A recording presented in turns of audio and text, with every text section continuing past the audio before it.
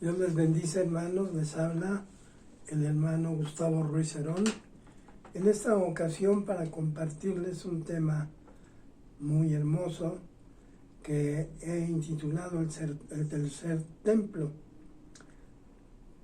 Y al respecto mucho se ha especulado acerca de la construcción de un tercer templo en Jerusalén.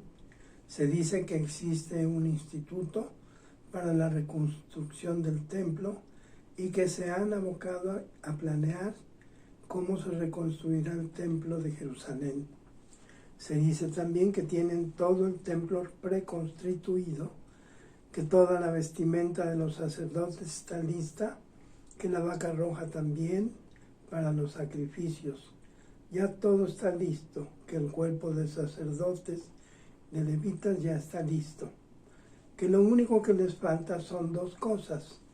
Primero, tener acceso al lugar en donde estuvo el segundo templo, ya que las Naciones Unidas dice que los palestinos tienen el derecho sobre ese lugar, ya que durante muchos años está construida una mezquita y existen muchos problemas para recuperar el lugar.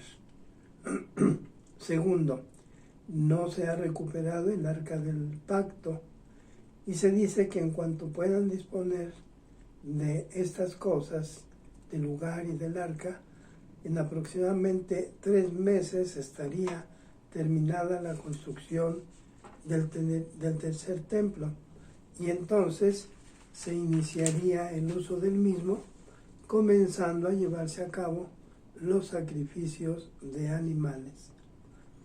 En este momento cabe hacer una serie de reflexiones. Primero,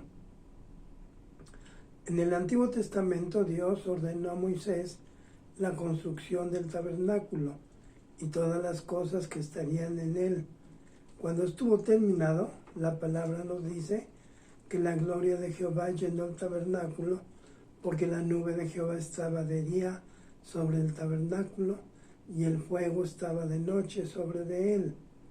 Esto nos lo dice en Éxodo 35, versículos 10, 36 al 39 y todo el capítulo 40.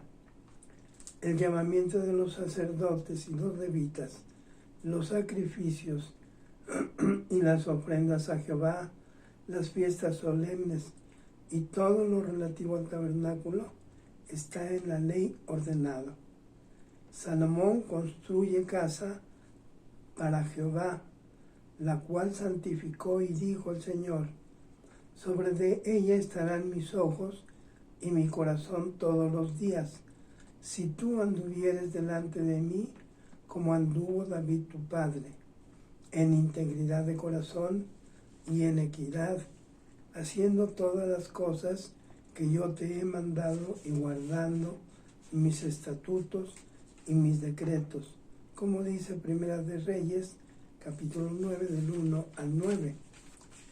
Mas si obstinadamente os apartareis de mí vosotros y vuestros hijos, y no guardareis mis mandamientos, y sirviereis a dioses ajenos y los adorares, yo cortaré a Israel de sobre la faz de la tierra que les he entregado, y esta casa que he santificado a mi nombre, yo la echaré de delante de mí.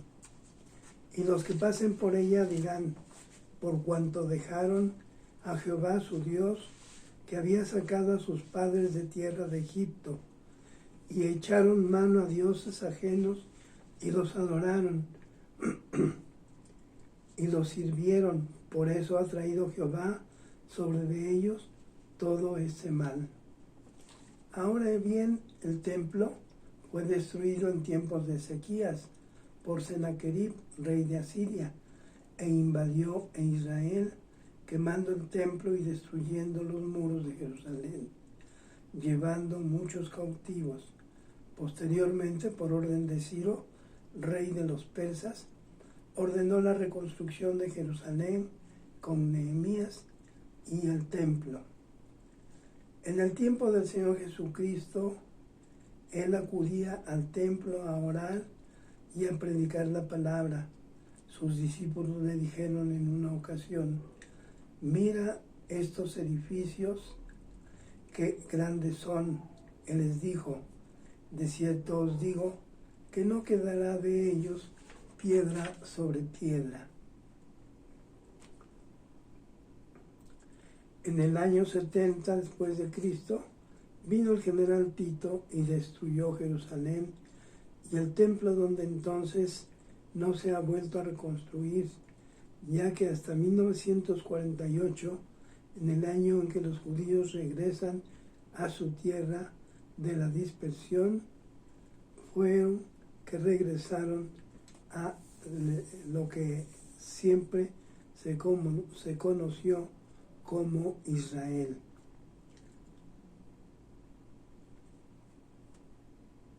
Ahora se pretende reedificar el templo, pero consideremos lo siguiente. Jesús, conforme al Evangelio de Juan, en el verso Jesús, conforme al Evangelio de Juan, es el Verbo de Dios hecho carne. Está en Juan 1.1. Juan 1.14 nos dice: es la palabra de Dios hecho carne. Y nos dice: el que Dios envió, las palabras de Dios hablará. Esto nos lo dice en Juan 3.34, en Hebreos 1, del verso 1 al 3, en el capítulo 2, versos del 1 al 3, dice: por tanto es necesario que con más diligencia atendamos las cosas que hemos oído, no sea que nos deslicemos. ¿Cómo escaparemos nosotros si descuidamos una salvación tan grande?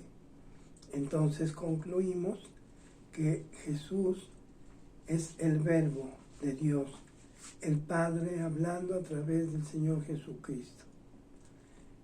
El Señor Jesús dice: yo no he hablado por mi propia cuenta, porque el Padre que me envió me dio mandamiento de lo que he de decir y de lo que he de hablar.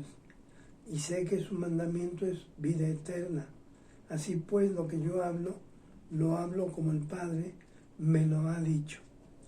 En Juan capítulo 12, versos 49-50, en el capítulo 14, verso 10 y 16, verso 13, nos habla en relación a todo esto. O sea que Jesús habla lo que Dios quiere que hable, pues Él es el Verbo de Dios, la palabra de Dios. Él dijo en Juan 16, versos 16 y 17, la ley y los profetas fueron hasta Juan el Bautista. Desde entonces el reino de Dios es anunciado y todos se esfuerzan por entrar en él. En Mateo 11, versos 12 al 15, nos dice que todos los profetas y la ley profetizaron hasta Juan. El que tiene oídos para oír, oiga. O sea que aquí el Señor Jesucristo está hablando de la ley que hasta ese tiempo de Juan el Bautista había estado vigente. Pero a partir de entonces, la ley deja de estar vigente. Cuando el Señor Jesucristo habla por Dios, y aquí está diciendo que la ley llegó hasta Juan Bautista. En el libro de Hebreos nos explica ampliamente en los capítulos 7, 8, 9 y 10 hasta el verso 31 que la ley fue abrogada, y cuando una ley es abrogada deja de aplicarse porque ya no tiene vigencia ni es obligatorio para nadie. Cristo nos redimió de la maldición de la ley, hecho maldición por nosotros, pues la ley dice: maldito el que no permanece en toda la ley para hacerla. Esto está en Gálatas 3:10. La ley fue dada al pueblo de Israel, no a los cristianos. por lo que no tenemos por qué cumplir la ley, así como tampoco los judíos tienen por qué cumplirla, porque desde hace 2000 años que la ley se abrogó. Entonces, todo el tiempo estuvo vigente desde que Moisés se las dio hasta que el Señor Jesucristo la abrogó. Y la ley obligaba a todos los judíos. Sin embargo, viniendo el cumplimiento de la promesa hecha por Dios a Abraham, que está en Gálatas 3:14, para que en Cristo Jesús la bendición de Abraham alcanzase a los gentiles, a fin de que por la fe recibiésemos la promesa del Espíritu. Esto está en Gálatas 3, versos 17 y 18. Esto pues digo, el pacto previamente ratificado por Dios para con Cristo, la ley que vino 430 años después, no lo abrogó para invalidar la promesa hecha a Abraham, porque si la herencia es por la ley, ya no es por la promesa, pero Dios la concedió a Abraham mediante la promesa, como nos dice Gálatas 3, versos 19 y 20. Entonces, ¿para qué sirve la ley? Fue añadida a causa de las transgresiones, hasta que viniese la simiente a quien fue hecha la promesa. Fue ordenada por medio de ángeles en manos de un mediador. No lo es de uno solo, pero Dios es uno, como nos dice Gálatas 3, versos 6 a 9. Cuando Dios habló a través de Cristo, hasta ahí llegó la ley y comenzó el período de la gracia a través de Cristo Jesús, como nos dice Lucas 23, versos 39 al 43, cuando comenzó el período de la gracia, salvando a un malhechor crucificado a un costado de él. Y de esta manera se cumplió la promesa hecha a Abraham, que a través de su simiente serían benditas todas las naciones. Esto ocurrió aproximadamente hace 2000 años.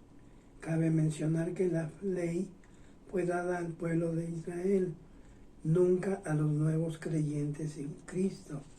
Y Jesús vino a los judíos y les predicó el Evangelio a ellos, pero ellos no lo aceptaron, como nos dice Marcos 1, versos del 14 al 15, Mateo 4, 12 al 17 y Lucas 4, versos 14 al 21 y 24 al 30. Pero no solamente no aceptaron los evangelios, las buenas nuevas, sino que querían matar a Jesús hasta que finalmente lo lograron, a pesar de haber estado señalado todo lo relativo a Cristo por los profetas y la ley, desde su nacimiento hasta su muerte. El Señor Jesucristo les comenzó a hablar en parábolas a los judíos para que viendo no vean y oyendo no entiendan. Hasta el día de hoy los judíos siguen igual, sin entender, porque desecharon la ley de Jehová de los ejércitos y abominaron la palabra del Santo de Israel. Para ellos los evangelios, las buenas nuevas, no les ha servido de nada porque no la aceptan. Ni quieren saber nada de los evangelios y los desdeñan con cierto enojo, y los que han recibido a Cristo incorporan a los evangelios parte de la ley que fue abrogada hace 2000 años, y que ignorando esto van a construir un templo para Dios, sabiendo que Dios no habita en templos hechos por mano para llevar ofrendas y sacrificios.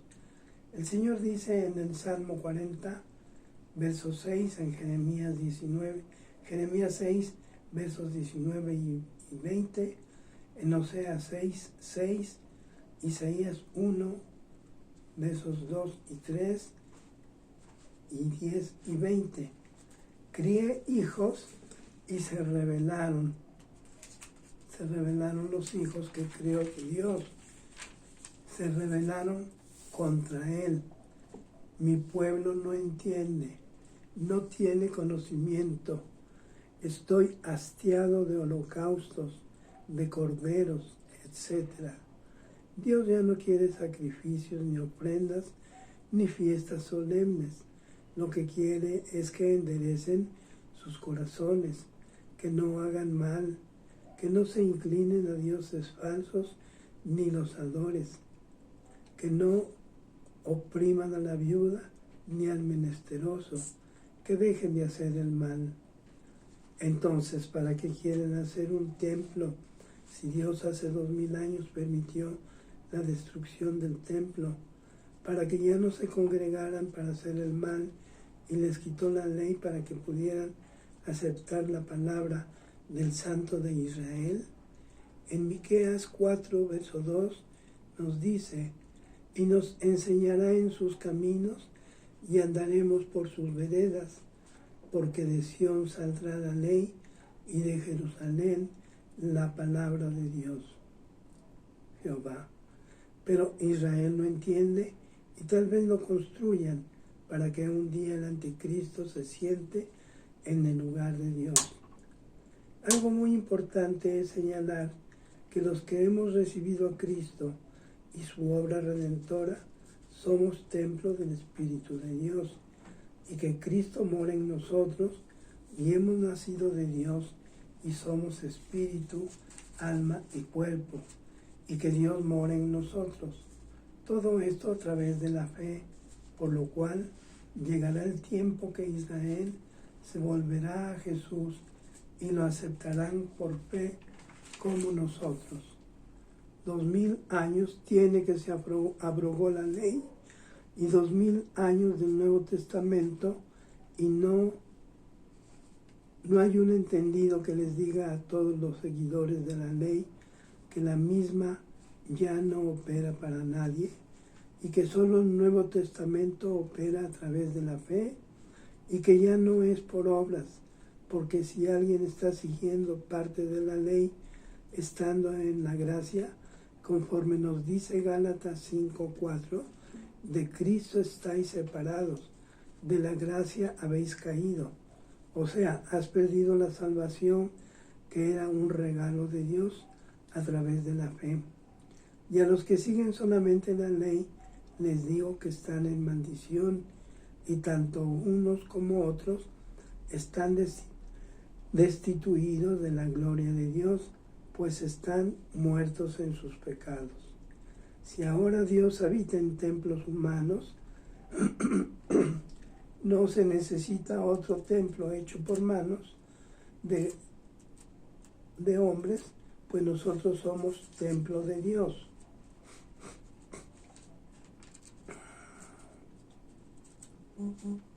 Y que el Espíritu de Dios mora en nosotros.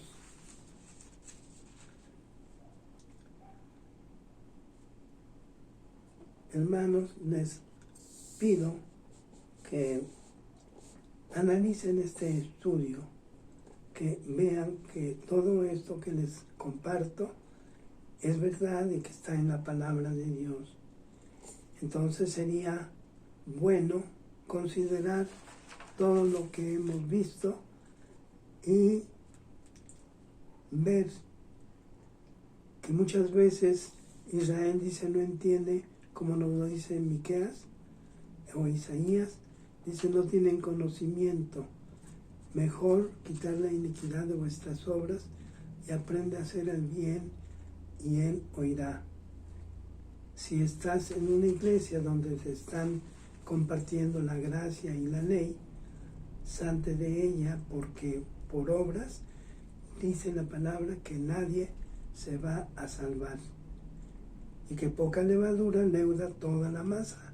Entonces, pues vete mejor a tu casa, junta a tu familia, ora con ellos, estudien la palabra, alaben al Señor y Él va a estar ahí, pues Él dice que donde 2 o 3 estén en su nombre, Él ahí estará. Que Dios les bendiga.